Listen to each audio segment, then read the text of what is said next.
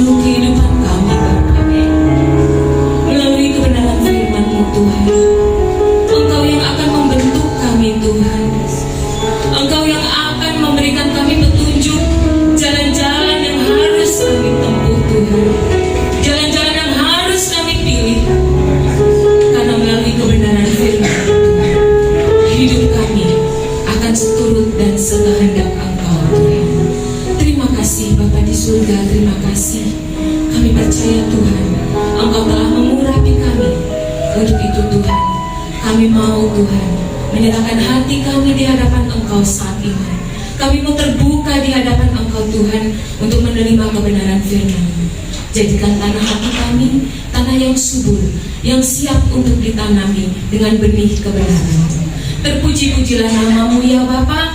Dalam nama Tuhan Yesus Kristus kami berdoa dan mengucap syukur. Setiap kita mau katakan amin. Silakan duduk Bapak Ibu saudara-saudari yang terkasih di dalam Tuhan.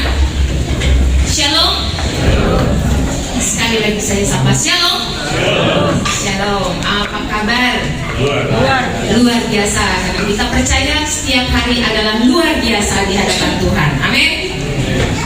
Pagi ini kita akan sama-sama belajar tentang perlunya merenungkan firman Tuhan siang dan malam.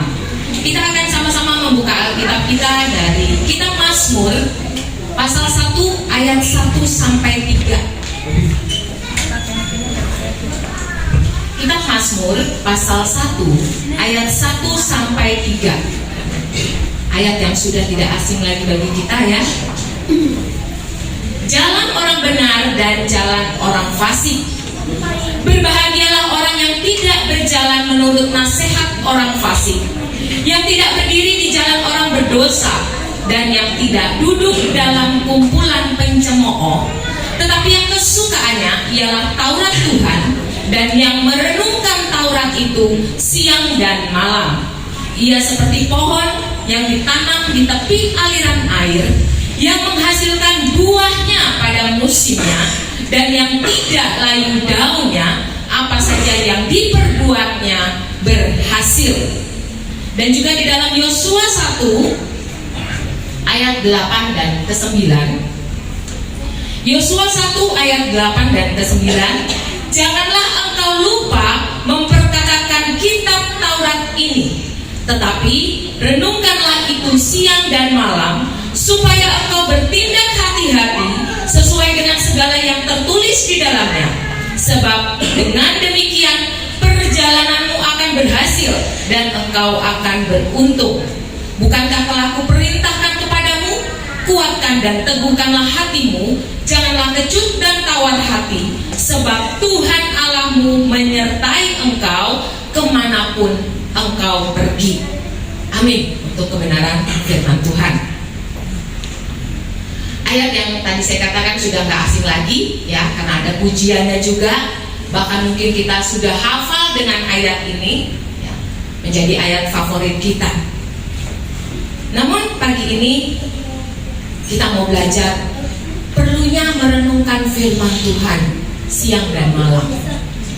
Kalau minggu lalu kita telah belajar apa itu firman Tuhan, di mana firman Tuhan adalah Allah sendiri.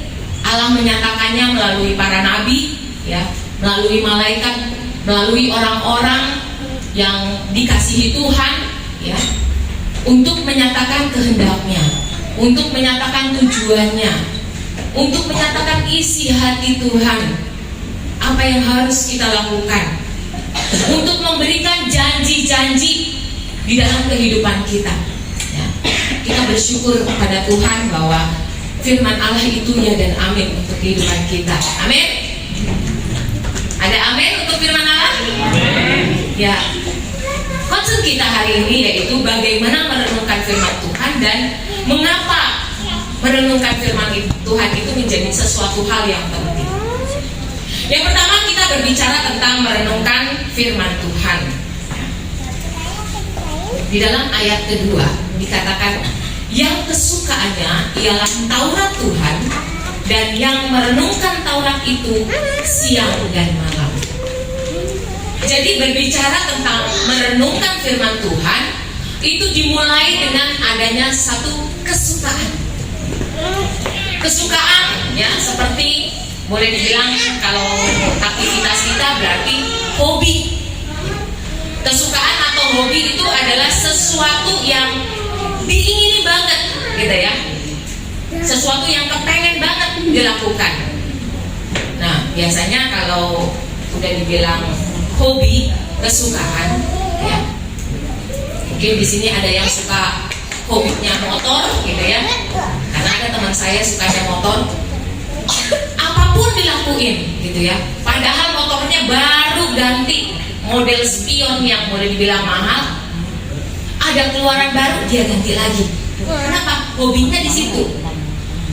Nggak ada duit pun diada-adain untuk hobinya. Itu kalau sudah menjadi kesukaan. Ibu-ibu ada yang sukanya shopping.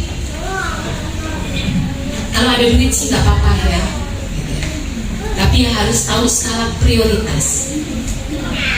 Kebetulan teman saya hobinya shopping, ya. Orangnya biasa-biasa aja, tapi sering shopping. Yang terjadi adalah kelilit hutang. Kenapa? Saking gatelnya tangan, ya. Apalagi kalau melihat di sosmed gitu ya. Wah ini pengen, masukin, tinggal pencet kan. Beli. Akhirnya untuk kebutuhan yang tiba-tiba mendadak nggak ada uangnya, gitu. Mau nggak mau berhutang. Kenapa? Karena hobi tadi itu. Bagaimana kesukaan itu menjadi sesuatu hal yang memikat, yang membawa seseorang untuk melakukan sesuatu, gitu ya. Jadi kita pun dengan firman Tuhan harus punya kesukaan. Kalau kita punya kesukaan, kita akan bayar harga. Lagi ngantuk kek, tetap baca firman Tuhan. Lagi sibuk, tetap baca firman Tuhan. Entahkah itu dengan hanya mendengarkan secara audio gitu ya. Kan kalau sekarang kan bisa alasan, aduh mata ngantuk gitu ya, aduh capek pulang kerja, boro-boro mau buka Alkitab. Sekarang mah udah zaman modern ya istilahnya, zaman teknologi, tinggal buka di Google gitu ya, Alkitabnya ngomong sendiri, tinggal kita dengar. Permasalahannya adalah kalau bukan kesukaan, nanti yang didengerin itu seolah-olah dongeng. Jadinya ketika mendengarkan, Alkitabnya ngomong sendiri, kitanya sudah sampai ke Medan gitu ya.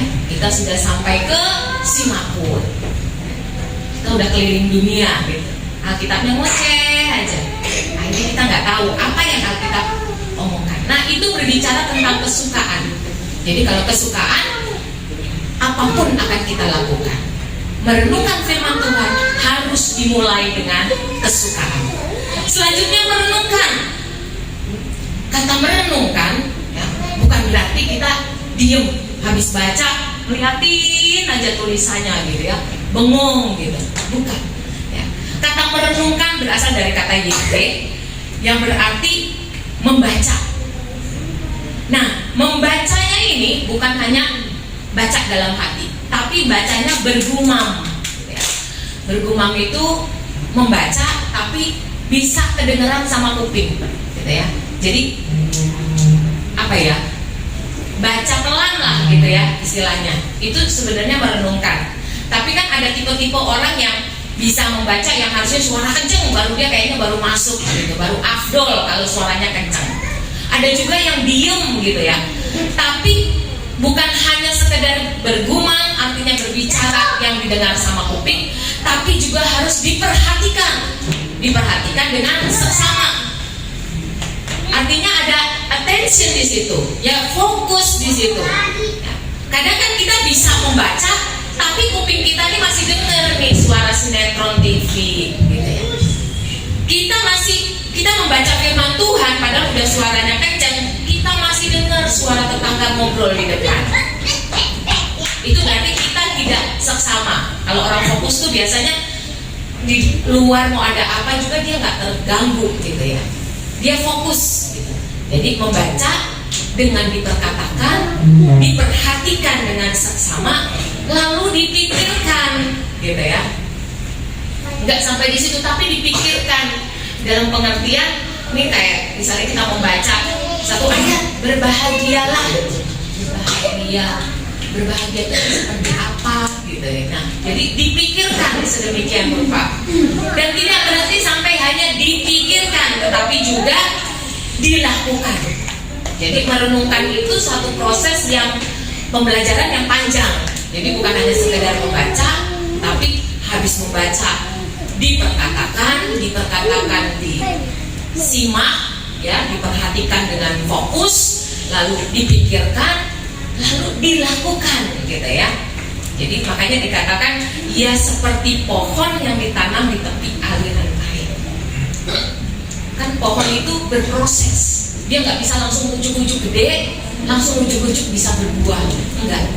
ada proses. Merenungkan firman Tuhan itu adalah satu proses, satu cara kerja yang harus kita upayakan. Karena yang harus memperhatikan kita, bukan bagiannya Tuhan. Tuhan hanya memberikan karunia. Tapi mau nggak kita melakukan, mau nggak kita aksi. Nah, itu proses dari merenungkan. Ia seperti pohon yang ditanam di tepi aliran air yang menghasilkan buahnya pada musimnya. Nah, ini diperjelas di dalam Yeremia 17 ayat 8. Ia akan seperti pohon yang ditanam di tepi air yang merambatkan akar-akarnya ke tepi batang air, dan yang tidak mengalami datangnya panas terik, yang daunnya tetap hijau, dan yang tidak khawatir dalam tahun kering, dan yang tidak berhenti menghasilkan buah. Jadi ada bagian kita, ya, kalau pohon tadi merambatkan akar-akarnya, itu adalah kalimat aktif. Jadi bagian kita pun kita melakukan, kita merenungkan kebenaran firman Tuhan. Makanya Alkitab selalu memakai ilustrasi dalam pohon zaitun. Proses zaitun itu luar biasa pertumbuhannya, ya, di padang gurun gitu ya. Dengan dia harus merambatkan akarnya, cari sampai terdalam, bukan sampai cuma hanya air. Dia harus nyari seperti tanah keras atau batuan di dalam tanah itu, supaya akarnya itu melilit, mencengkeram batu. Nanti dia cari lagi air sampai ke dalam. Kalau dia sudah nemuin air, tapi dia belum menemukan batu, ya, yang kuat itu buat kokoh akarnya, itu akarnya akan terus merambat sampai ke bawah, sampai nyari batu buat melilitin akarnya. Maka pohon zaitun itu bisa berdiri kokoh, ya, di padang gurun. Mau badai sebesar apapun dia nggak roboh. Yang luar biasa, pohon zaitun itu bertumbuhnya bisa sampai ribuan tahun. Jadi betapa dahsyatnya proses ketika kita pun merenungkan firman Tuhan itu. Kalau kita merenungkan dengan benar-benar, maka proses itu, proses kehidupan kita yang akan diubahkan itu akan menghasilkan buah yang tetap, gitu ya. Proses kita merenungkan firman Tuhan, mungkin saya ibaratkan ya, kalau kayak anak saya ibu-ibu ya, biasa ibu-ibu itu kan kalau mau belajar masak, kalau sekarang kan bisa pakai YouTube ya, nah, pakai Google. Saya mau bikin capcay gitu. Saya lihat, wah bahan-bahannya, wah gampang nih gitu. Habis saya lihat bahan-bahannya, saya lihat cara buatnya, wah kayaknya gampang banget nih gitu. Setelah saya lihat cara-cara buatnya gitu ya, untuk prosesnya, wah ini harus ada trik-trik yang bisa saya pakai gitu ya. Saya pikir dengan seksama. Tapi kalau saya hanya berhenti sampai di situ belajar, maka capcaynya nggak ada di depan meja. Benar? Yang harus kita lakukan adalah setelah kita lihat di Google, kita catat bahan-bahannya. Kan kita harus simak dengan teliti. Bahan-bahannya kita catat apa aja. Itu bahannya harus kita beli, bukan dia jalan sendiri. Walaupun mungkin kita beli lewat online, gitu ya. Kan sekarang tukang sayur juga pakai online. Nah, tapi setelah kita beli bahan-bahannya, harus kita kerjakan juga memasaknya, ya. Proses memasaknya harus kita kerjain satu-satu. Kalau kita nggak memproses bahan-bahan yang ada, ya tetap nggak jadi. Jadi kalau kita mau karakter kita berubah, hidup kita berhasil, proses merenungkan firman Tuhan itu ada prosesnya. Dimulai dengan kesukaan. Sehingga tadi Yosua tadi katakan hidup kita akan berhasil dan benar. Selanjutnya yaitu merenungkan firman Tuhan itu siang dan malam. Jadi proses perenungan firman Tuhan dimulai dari tadi kesukaan. Merenungkan itu berarti membaca, meneliti gitu ya, dan melakukannya. Dan selanjutnya siang dan malam. Siang dan malam berarti berbicara setiap saat, setiap waktu. Mau dalam keadaan seperti apapun ya, suka, senang ya. Biasanya orang kalau happy Ada yang lupa untuk baca firman Tuhan. Tapi ada yang terbalik, orang lagi susah pun jadi nggak, kesukaannya jadi nggak firman Tuhan lagi. Kenapa? Karena dia merasa Tuhan tuh nggak peduli sama saya, gitu ya. Ketika saya susah, mana Tuhan, gitu ya. Jadi berbicara tentang siang dan malam dalam setiap keadaan, dalam setiap waktu. Maksudnya apa? Supaya kita menjadi orang yang bijaksana, supaya kita menjadi orang yang tidak gegabah, supaya kita nggak menjadi orang yang cepat ngambil keputusan, dipikirinnya belakangan, gitu ya. Jadi bagaimana siang dan malam itu memang benar-benar firman Tuhan itu terpatri di dalam kehidupan kita, sehingga sebelum kita melakukan satu tindakan, kita akan berpikir, udah sesuai gak ini ya dengan firman Tuhan? Udah sesuai gak dengan kehendak Tuhan? Apakah tindakan saya ini berkenan di hadapan Tuhan? Apakah firman Tuhan, apakah tindakan saya ini menyukakan hati Tuhan?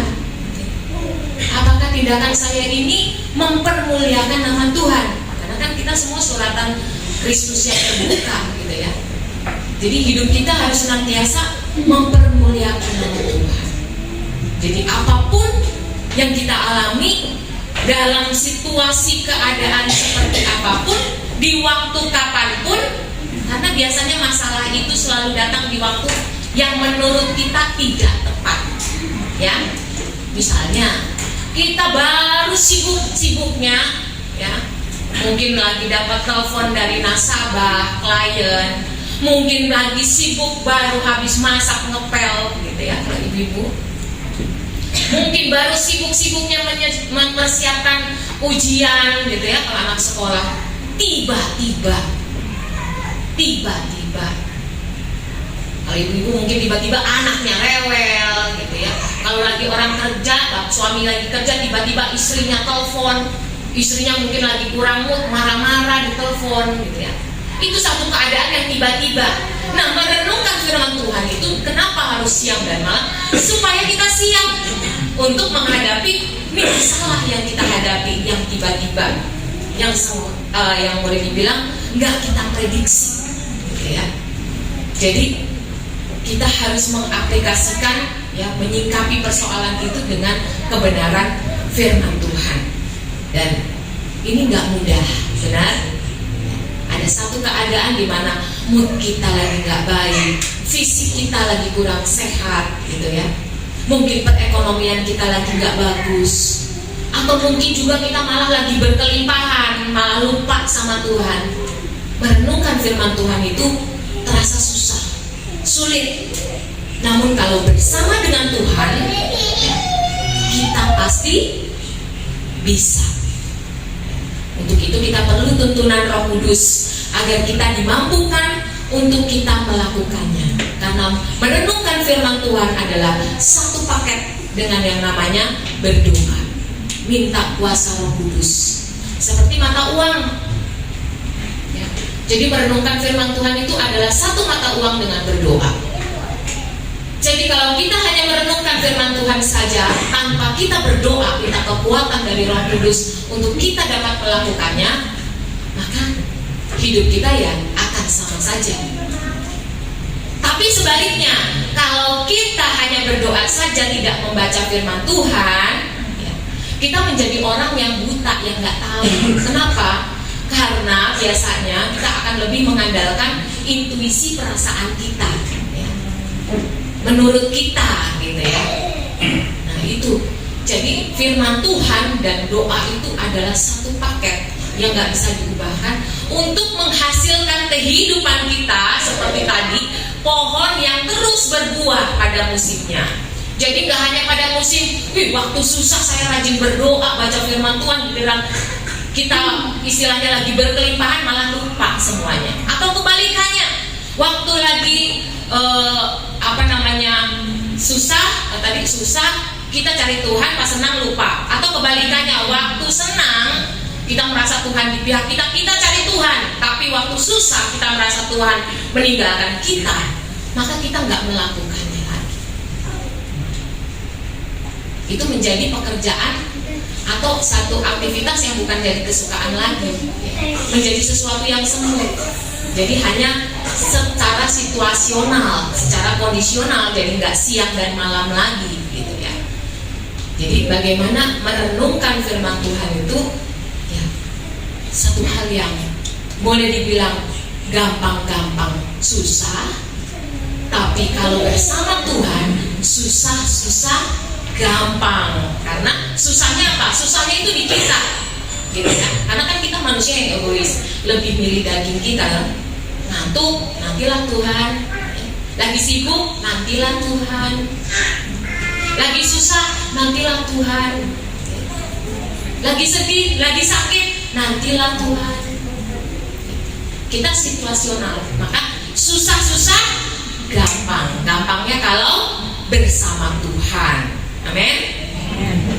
Selanjutnya, ya, perlunya kita merenungkan firman Tuhan siang dan malam.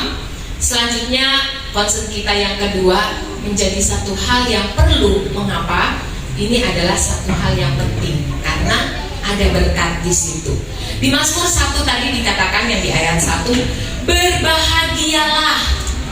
Nah, kalau kata berbahagialah, wah kayaknya enak banget ya. Ini adalah satu dampak, satu akibat, satu upah yang telah kita lakukan karena tadi yang pertama kita sudah merenungkan firman Tuhan. Adanya satu kebahagiaan.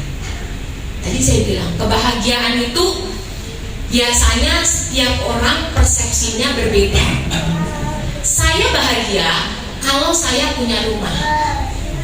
Saya bahagia kalau saya punya mobil. Saya bahagia kalau doa-doa saya dijawab Tuhan. Saya bahagia kalau saya sehat.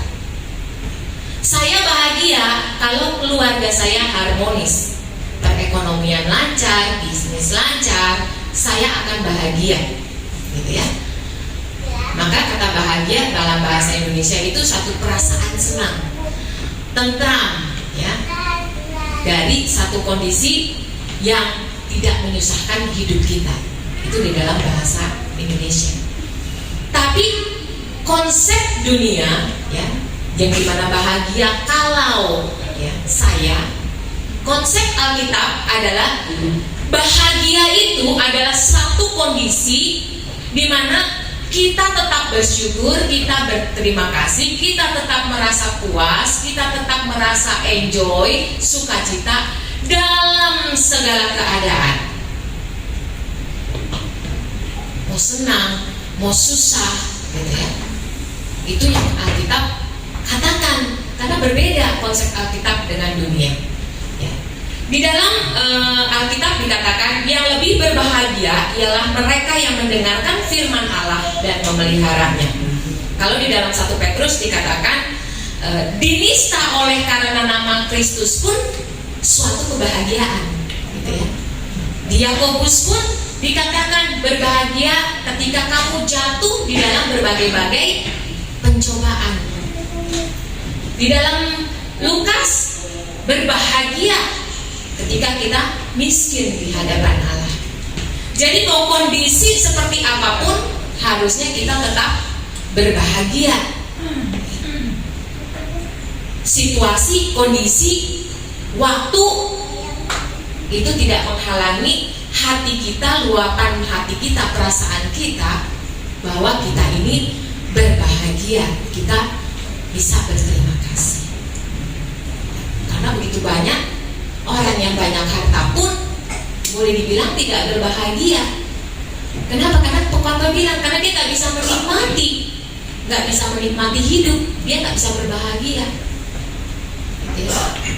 Saya teringat papa mertua waktu udah tua, ya. Memang dia waktu saya ketemu saya udah tua ya. Gitu. Dia pakai gigi palsu. Dia bilang sama saya, Eva, mumpung kamu masih muda, mau makan apa aja makan deh. Nanti jangan sekaya papa nih. Pengen makan ini, dia karena sukanya kan kacang. Biasanya mau pengen makan ini, nggak bisa. Pengen makan ini, nggak bisa. Duit ada, tapi nggak bisa makan sesuatu yang menjadi kesukaan, gitu ya. Kan tersiksa. Orang yang suka tapi nggak bisa makan, bener nggak? Kita suka empek-empek tapi kita punya asam urat. Pengen makan, jadi seperti buah si malakama, satu kesukaan tapi ada dampak di belakangnya. Jadi mau makan mikir dulu, gitu ya. Jadi nggak berbahagia. Jadi bagaimana kita bisa berbahagia sejati, bukan bahagia yang semu. Kalau orang dunia bilang bahagia itu sederhana, ya. Sederhana memang sebenarnya, yang bikin susah diri kita, karena kita yang memilih kita mau bahagia atau enggak. Itu kita berbahagia, kita dikatakan berbahagia karena kita tahu kebenaran firman Tuhan, ya.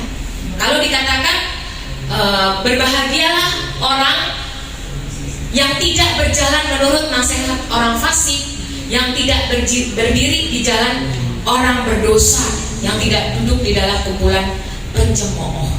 Kita berbahagia karena hidup kita bebas. Kita nggak terintimidasi oleh dosa. Ya, kalau kita berjalan di dalam kebenaran, kita nggak terintimidasi dengan dosa. Kalau kita berjalan di dalam kebenaran, orang nggak bisa mengintimidasi kita. Orang nggak bisa nuding kita, nggak bisa menghakimi kita. Maka kita menjadi orang yang berbahagia. Kita menjadi orang berbahagia, kita hidup benar, tidak duduk dalam kumpulan pencemooh, tidak hidup dalam orang berdosa, jalan orang fasik. Kita nggak menjadi batu sandungan. Orang bisa bilang, wah si bapak itu lagi, ya si ibu lah itu lagi, kelakuannya emang kayak gitu. Orang apa Kristen? Itu. Jadi kita itu kan disorot. Nah, kita akan berbahagia kalau hidup kita memang benar, gitu ya. Kita akan berbahagia karena hidup kita berhasil, ya. Tadi dikatakan ia seperti pohon ditanam di tepi aliran air, menghasilkan buahnya pada musimnya, tidak layu daunnya. Apa saja yang diperbuatnya berhasil. Kalau orang dunia kan berhasil identik dengan sukses, ya. Bisa punya rumah 1, 2, 3, 4, punya mobil 1, 2, 3, 4, punya duit di bank A, B, C, D, gitu ya. Asal jangan punya istri 1, 2, 3, 4 ya, gitu ya. Itu orang berhasil menurut orang dunia, ya. Tapi berhasil di dalam Tuhan bukan berbicara berhasil secara jasmani, hal-hal yang boleh dibilang kehidupan kita, ya. Tapi lebih daripada itu, berhasil itu harusnya menjadi bagian kerohanian kita juga, ya. Di dalam Matius 6 ayat 33 dikatakan, carilah dahulu kerajaan Allah dan kebenarannya, maka semuanya itu akan ditambahkan kepadamu. Semuanya itu ditambahkan kepadamu, ada kebenaran di dalamnya. Jadi berhasil itu bukan bicara tentang hal yang jasmani, tapi lebih dari itu berbicara tentang hal yang rohani. Ketika kita telah mendengarkan firman Tuhan, ya, tapi masuk kuping kiri, keluar kuping kanan, dan tidak setiap saat, maka ketika kita yang diperhadapkan, ya, buah kerohanian kita itu gak berbuah. Gak usah jauh-jauh, ketika kita keluar dari gereja aja, gitu ya. Waktu kita naik motor, ada yang nyelip, gitu ya. Ada yang tiba-tiba ada di depan kita, ada orang nyebrang yang lari, tiba-tiba kalimat apa yang kita keluarin pertama? Ayo, ya dijawab sendirilah, gitu ya. Kalimat apa yang keluar dari mulut kita? Itu berarti kita nggak berhasil loh secara kerohanian kita. Kita nggak berhasil mengubah karakter kita. Kita nggak berhasil mengubah perkataan kita. Tapi kalau kita merenungkan firman Tuhan itu tadi, ya, kesukaannya firman Tuhan, baca dengan seksama dalam waktu siang dan malam, ya, kita melakukannya, maka kita akan berhasil waktu kita boleh dibilang iniin orang ya, boleh apa ya namanya, dikata-katain orang gitu ya, kita bisa sabar gitu ya. Cerita di dalam Kejadian, Ishak itu waktu dia di Gerar gitu ya dengan orang Filistin, waktu sumur pertama dia gali ada airnya, ya kan?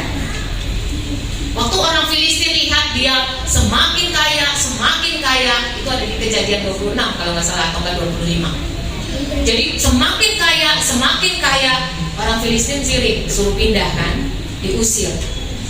Waktu dia gali lagi sumur di tempat lain, airnya membual-bual, artinya lebih berlimpah-limpah. Orang Filistin marah lagi, disuruh pindah lagi, diusir lagi, gitu ya. Pindah lagi Ishaknya, tetap dapat mata air di situ buat domba-dombanya. Tapi yang luar biasa, Ishak itu nggak ngedumel. Ishak itu nggak marah-marah sama Tuhan. Ishak itu nggak marah sama orang Filistin. Dan akhirnya di dalam cerita itu, justru orang Filistin yang mencari Ishak. Raja Filistin Abimelek mencari Ishak. Itu luar biasa, karakternya keluar. Kenapa? Karena itu tadi, firman Tuhan itu ya, melekat di dalam kehidupannya, tentunya plus doa.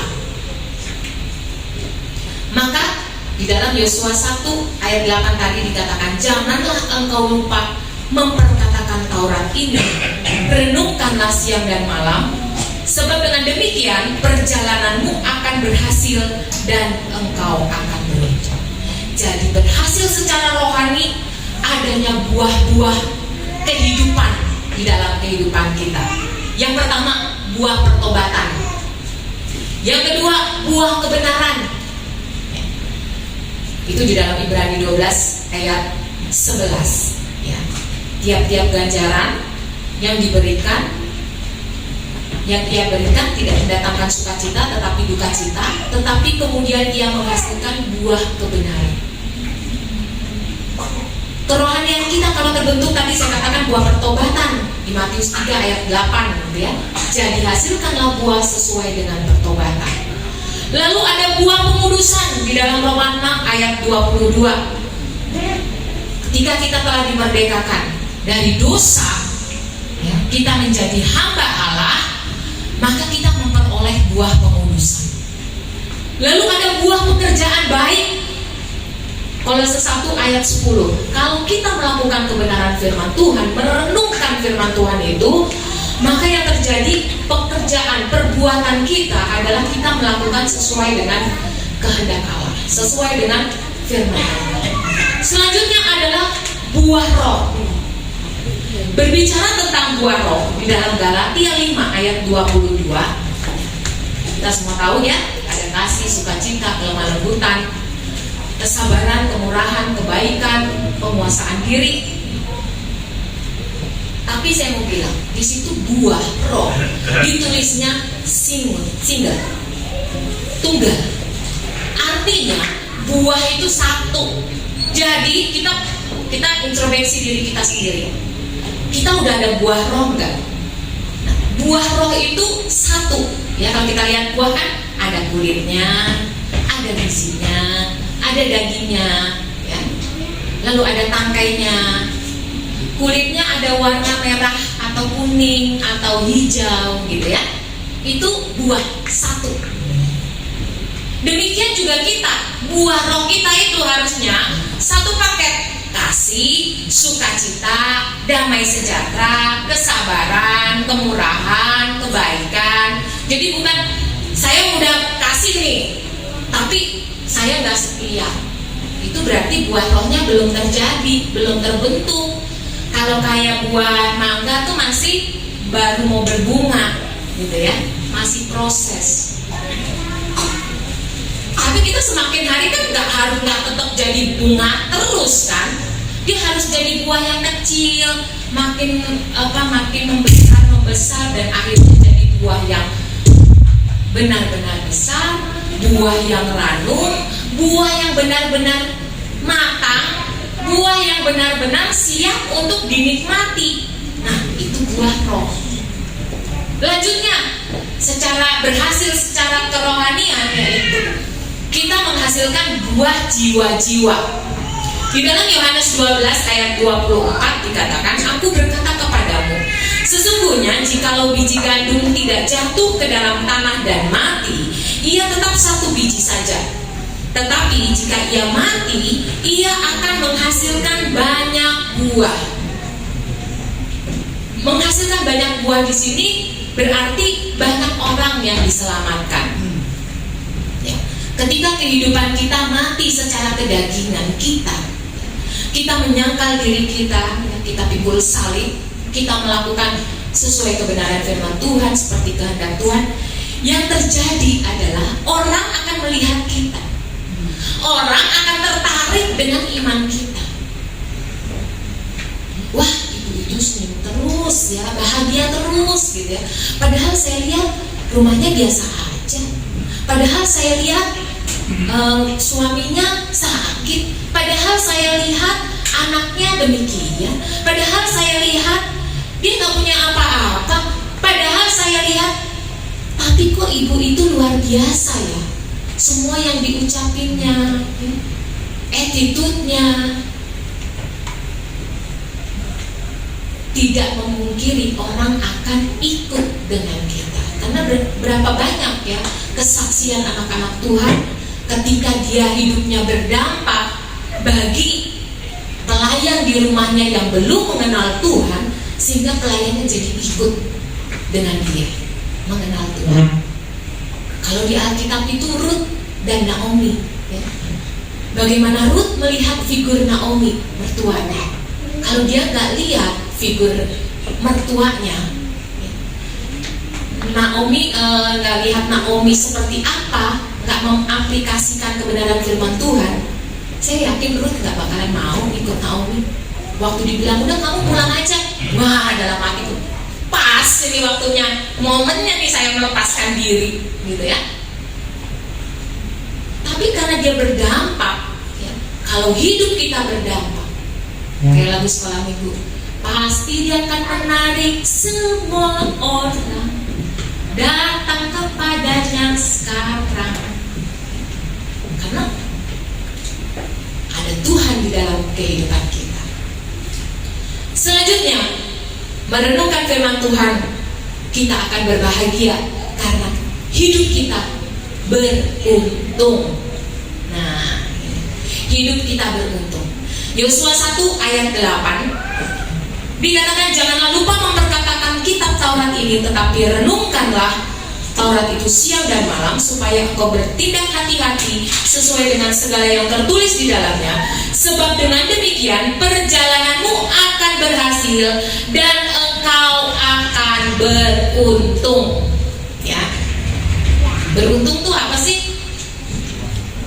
Beruntung itu satu keadaan yang boleh dibilang masih dapat kita syukuri, yang mungkin kita akan melihat enggak, istilah kalaupun jatuh tak sampai tergeletak gitu ya.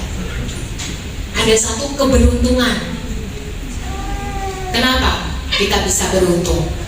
Karena ternyata ketika kita merenungkan firman Tuhan, kan firman Tuhan itu ya dan amin ya. Firman Tuhan itu Allah sendiri ya. Dan dalam Alkitab dikatakan, aku menyertai engkau. Jikalau engkau di dalamku, aku di dalammu. Ya. Ketika kita menempel kepada Tuhan, ya, Yohanes 15, kita menyatu dengan Tuhan, Tuhan ada bersama-sama dengan kita, karena Dia adalah Allah yang Immanuel.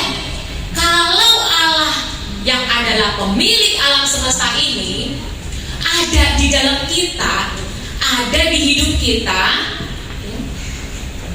betapa beruntungnya kita. Kalau orang dunia aja ya nggak usah jauh-jauh, kita adiknya dari misalnya adiknya siapa yang pejabat, beruntung loh saya adiknya pejabat, wah datang kemana-mana dikenalin orang gitu ya. Bagaimana kita beruntung? Karena ada Tuhan yang bersama-sama dengan kita. Apabila kita jatuh, tidak sampai tergeletak, karena ada tangan Tuhan yang menopang kita. Beruntung. Ya. Kalaupun saya sudah jatuh, habis ketabrak motor, ya, kaki saya nggak patah misalnya, hanya keseleo, untung banget. Gitu. Beberapa hari yang lalu kaki saya itu kena beling. Yang pertama kaki kiri, jam 2 siang. Lalu sorenya jam kurang lebih habis maghrib, kena lagi di kaki kanan. Jadi dua-duanya kena beling. Jalannya harus jingkek, cincin, harus cincin. Jadi, tapi saya masih bilang, aduh bersyukur ya Tuhan, masih bisa jalan, walaupun jalannya cincin, gitu ya. Masih beruntung ya. Kita harus selalu pakai filosofi beruntung. Hidup kita selalu beruntung karena ada Allah yang adalah Allah Immanuel di dalam kehidupan kita. Maka lagu, ilustrasi lagu, jalan hidup orang benar diterangi oleh cahaya firman Tuhan. Jalan hidup orang benar semakin terang hingga rembang tengah hari. Apabila ia jatuh, tidaklah dibiarkan sampai tergeletak, sebab tangan Tuhan jualah yang menopangnya dan membangunkan dia kembali. Amin. Jadi kita menjadi orang-orang yang beruntung. Bapak Ibu, saudara-saudari yang terkasih di dalam Tuhan, pagi ini kita belajar bahwa kita perlu merenungkan firman Tuhan. Dimulai dengan kita menyukai firman Tuhan itu sendiri. Dan merenungkan firman Tuhan berarti kita belajar untuk kita memperkatakan kebenaran firman Tuhan itu. Kita memperhatikan dengan sesama. Kita berpikir sedemikian rupa. Kita merefleksikannya, ya. Dan terlebih kita melakukannya. Kita mengambil aksi di dalamnya dan merenungkannya itu siang dan malam, setiap waktu, setiap keadaan. Dan itu gak mudah. Kita perlu minta Roh Kudus di dalam kehidupan kita untuk memampukan kita melalui doa-doa. Dan ada berkat, ada dampak di dalam kehidupan kita, di mana hidup kita menjadi berbahagia. Kita berbahagia bukan karena hal-hal yang terakhir ya. Kita berbahagia bukan karena hal-hal yang jasmani yang terlihat oleh mata, namun kita berbahagia karena kita memiliki berkat-berkat rohani di dalam kehidupan kita. Kita merasa terbebas dari dosa.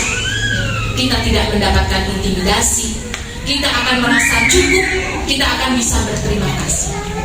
Hidup kita akan berhasil dan hidup kita akan beruntung.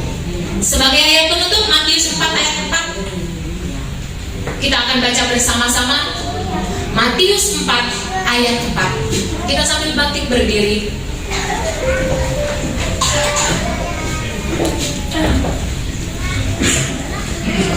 Matius 4 ayat 4. Tetapi Yesus menjawab, ada tertulis, manusia hidup bukan dari roti saja, tetapi dari setiap firman yang keluar dari mulut Allah. Amin. Firman-Mu berkata, Kau beserta. Haleluya Yesus.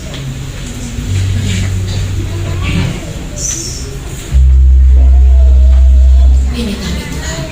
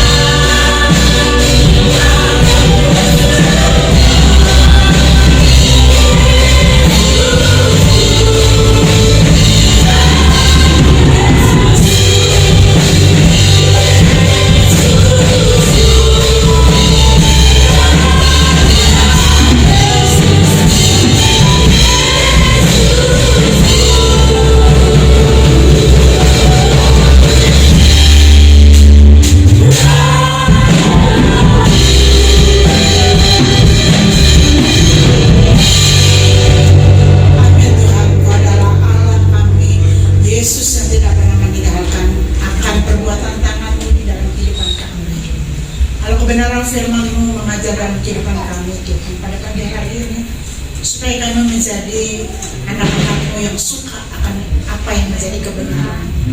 Karena ketika kami suka akan kebenaran-Mu Tuhan, kami tidak akan Tuhan Yesus mudah digoyahkan. Kami tidak akan mudah Tuhan untuk terjatuh di dalam dosa. Kami tidak akan mudah Tuhan untuk menjadi orang-orang yang tidak berkenan di hadapan-Mu. Ketika kami suka dan melakukan apa yang menjadi kebenaran-Mu Tuhan, kami akan menjadi orang-orang yang berhasil di dalam rohani kami, maupun di dalam tindak tanduk kami, perbuatan kami, di dalam kehidupan kami bermasyarakat, maupun di dalam rumah tangga kami. Ketika kami suka Tuhan, dan Tuhan Yesus melakukan akan apa yang Kau ingini perintahkan dalam kehidupan kami akan menjadi terang-Mu ya Bapa. Biarlah Tuhan melalui kebenaran firman yang sudah kami pelajari bersama-sama pada pagi hari ini, membawa dalam hidup kami Tuhan, untuk kami terus Tuhan siang dan malam kami akan senantiasa suka akan apa yang menjadi kebenaran-Mu yang mengisi di dalam kehidupan kami. Pakai Tuhan Ibu Pendeta Eva untuk lebih hari lebih heran di dalam Engkau ya Bapa, di dalam pelayanannya Tuhan, baik di GBI, Papan Mas di tempat ini Tuhan, maupun di mana saja tempat dia melayani-Mu Tuhan. Biarlah nama Tuhan saja yang akan senantiasa dipermuliakan. Kami juga berdoa Tuhan, yaitu buat Bapak Gembala kami yang pada saat ini sedang bertugas Tuhan, biarlah Tuhan nama-Mu saja akan senantiasa dipermuliakan. Pakai beliau Tuhan untuk menjadi berkat-Mu. Begitu pula dalam tiap-tiap pribadi kami pada saat ini Tuhan, kami percaya Tuhan, kami yang datang dengan beban berat, Engkau sudah melepaskan kami Tuhan. Kami yang datang dengan sakit penyakit, kami percaya Tuhan, Engkau sudah menyembuhkan kami Tuhan. Kami yang datang Tuhan dengan berbagai macam masalah kami, yang pada saat ini mungkin kami sedang menjalani jalan buntu, mungkin pada saat ini kami sedang menjalani keputusasaan, mungkin pada saat ini kami sedang mengalami kekhawatiran Tuhan, dengan keadaan dunia pada saat ini yang mungkin menggoncangkan iman kami, dengan berbagai macam Tuhan masalah demi masalah, kenaikan harga Tuhan yang membuat kami mungkin pada saat ini merasa khawatir tentang hidup kami. Namun Tuhan, melalui kebenaran-Mu Tuhan, melalui kebenaran apa yang Kau nyatakan, bahwa kami tidak hanya hidup oleh karena roti saja, melainkan oleh karena kebenaran firman-Mu. Kami percaya ketika kami mengandalkan Engkau, ketika kami berpaut di dalam Engkau Tuhan, kami mengandalkan Engkau dalam hidup kami, Engkau akan membuat kami menjadi orang-orang yang berhasil dan beruntung. Ajar kami Tuhan untuk mengandalkan Engkau dalam hidup kami, walaupun dunia Tuhan pada saat ini tidak bersahabat di dalam kami, tapi ketika kami mengandalkan Engkau, kami akan mendapatkan pembukaan jalan yang luar biasa, karena Engkau ada bersama-sama dengan kami. Terima kasih Bapak yang surga, terima kasih kalau sebentar kami Tuhan akan meninggalkan rumah ini ya Bapak, rumah-Mu yang kudus ini ya Bapak. Kami juga Tuhan akan memberikan persembahan kepadamu. Kami percaya ya Bapak, bahwa apa yang kami akan memberikan, apa yang dapat kami berikan di dalam Engkau, itu semua oleh karena berkat yang Tuhan sudah berikan dalam kehidupan kami. Berkati kami semuanya ya Bapak. Ketika kami akan pulang, Kau akan memberkati kami. Ketika apapun yang akan kami lakukan, Kau juga akan memberkati kami.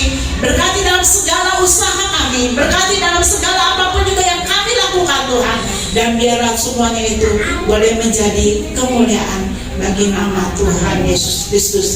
Terima kasih Bapa di surga, kami akan mengakhiri ibadah kami pada pagi ini hanya di dalam nama-Mu. Kita akan menyerahkan hati kita untuk kita mendapatkan berkat.